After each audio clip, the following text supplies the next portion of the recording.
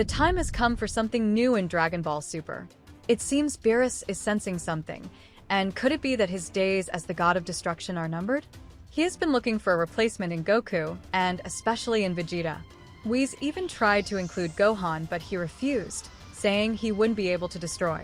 So Goku, Vegeta, and maybe even Broly and Frieza might be in this fight. Who knows how it will all unfold?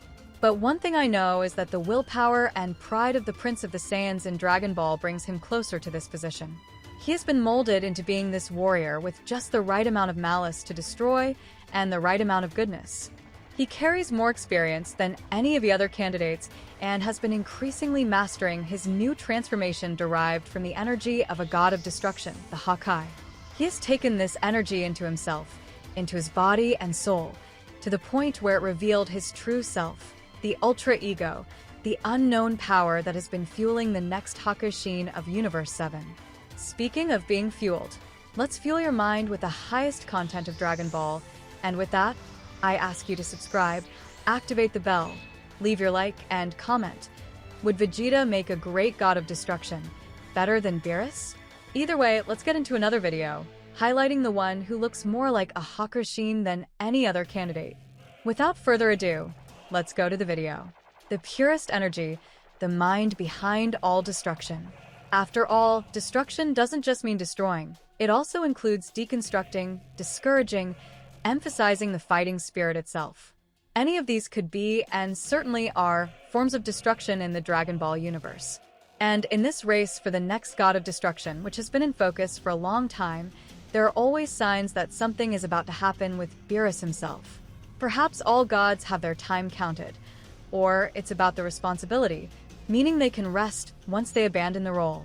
We don't know if there's some sort of initiation ritual, but what comes to mind is that for the proper use of this power derived from a god of destruction, nothing more is needed than a strong mentality, capable of walking alongside both good and evil within oneself.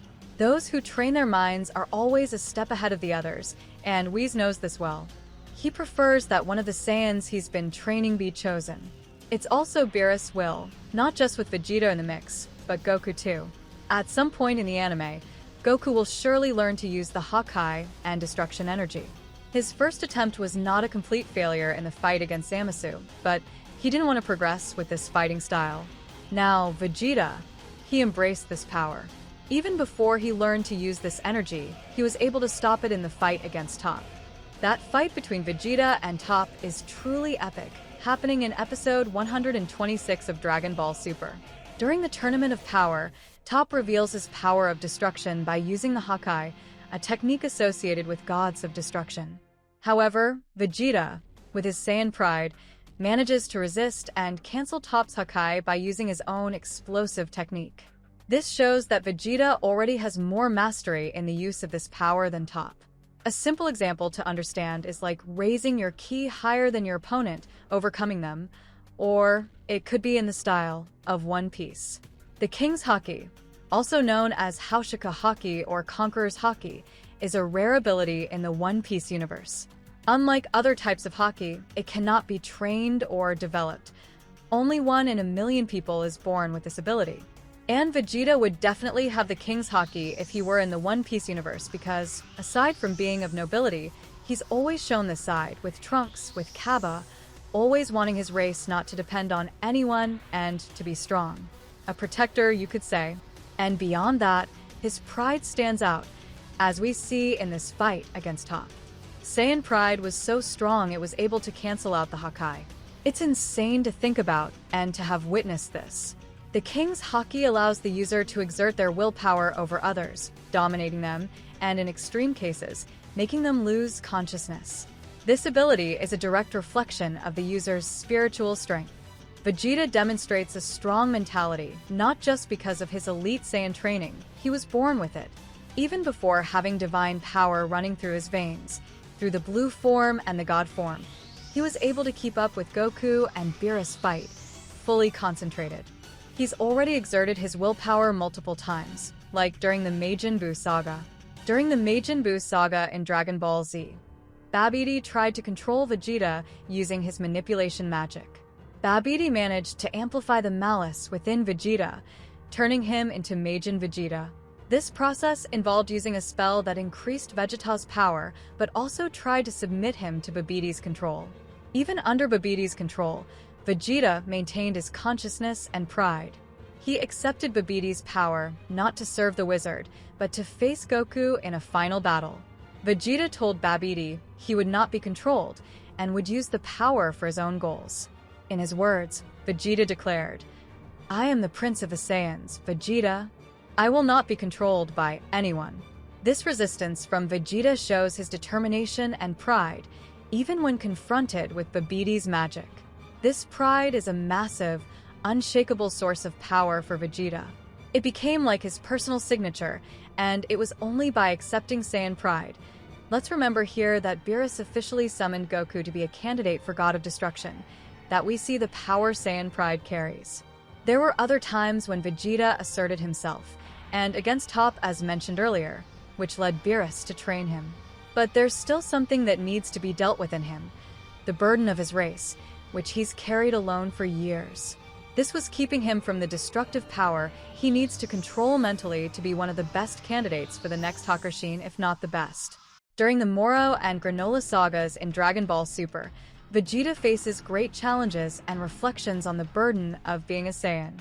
In the Moro saga, Vegeta travels to the planet Yardrat to learn new techniques, including spirit control. He seeks redemption for the Saiyan sins and wants to protect Earth and his friends. Vegeta fights Moro with these new abilities, but realizes he still needs more power to defeat such formidable enemies. In the Granola saga, Vegeta faces Granola, a Cerealian warrior seeking revenge against the Saiyans for the genocide of his race. During this battle, Vegeta deeply reflects on the Saiyan's past and his own pride. He decides to fully embrace his warrior nature and the burden of his people. To overcome these challenges, Vegeta achieves a new transformation called Ultra Ego.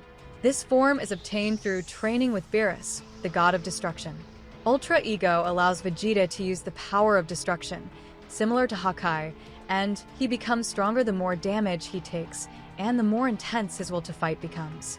This transformation symbolizes Vegeta's acceptance of his true nature and his desire to become more powerful to protect those he loves, without losing his Saiyan pride.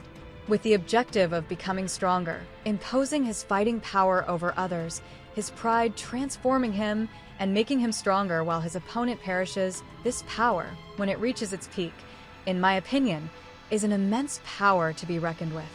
It would have to be someone very strong, at the level of a god of destruction or even an angel with immense willpower.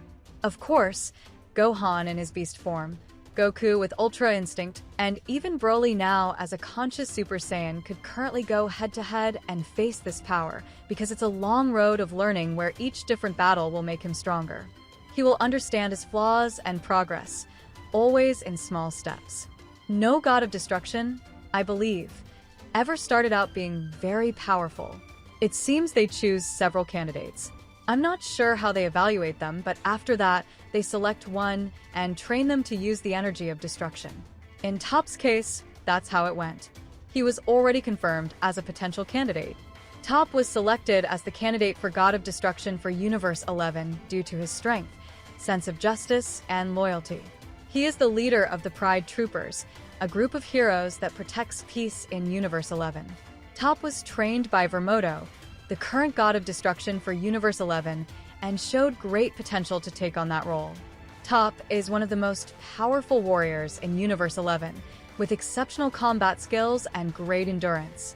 As the leader of the Pride Troopers, Top is known for his strong sense of justice and morality, important traits for a god of destruction who must maintain balance in the universe. All these things matter.